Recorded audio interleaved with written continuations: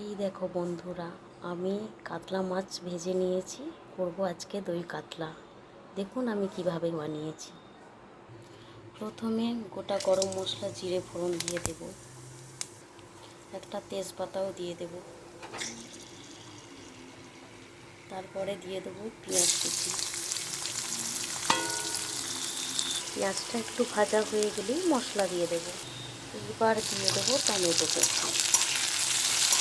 টমেটোটার উপরে একটু লবণ দেবো, একটু লবণ দিয়ে দেবো যাতে টমেটোটা ভালোভাবে গলে যায়। ভালোভাবে টমেটোটা গলে গেছে, এবারে দিয়ে দেবো বেটে রাখা আদা রসুনের পেস্ট। বেটে রাখা আদা রসুনের পেস্ট দিয়ে দিলাম, দিয়ে একটু ভালোভাবে কষিয়ে নেব। মশলা প্রায় কষানো হয়ে গেছে, দিয়ে দেব জিরে ধনের গুঁড়ো, দিয়ে দেব হলুদ গুঁড়ো, দিয়ে দেব লঙ্কার গুঁড়ো, লাল লঙ্কার গুঁড়ো দেব পরিমাণ মতো।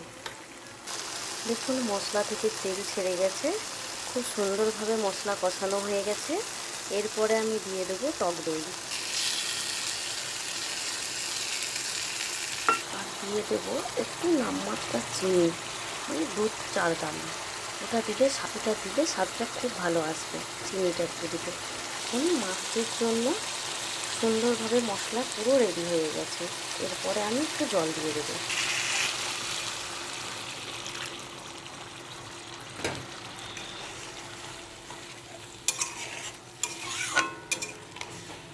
একটু ফুটে উঠলে মাছগুলো সব দিয়ে দেবো। দেখতে কিন্তু অসাধারণ হয়, এটা খেতেও খুব সুস্বাদু, দারুণ খেতে।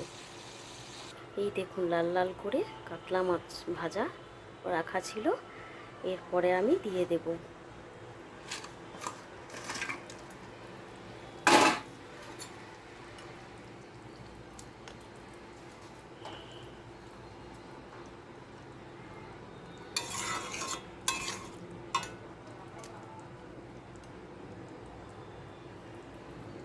এরপর ওপর থেকে চেরা কাঁচা লঙ্কা ছড়িয়ে দেবো।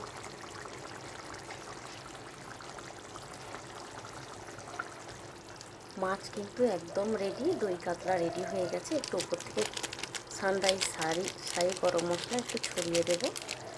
ব্যাস, পুরো রান্না রেডি। কেমন লাগলো জানাবেন। আমার কিন্তু পুরো রেডি হয়ে গেছে। এটা কিন্তু খেতে খুব সুন্দর, খুব ভালো লাগবে, আপনারাও বানাবেন। এই দেখুন নামিয়ে নিয়েছি, এবারে খাবারটা রেডি করে দিই।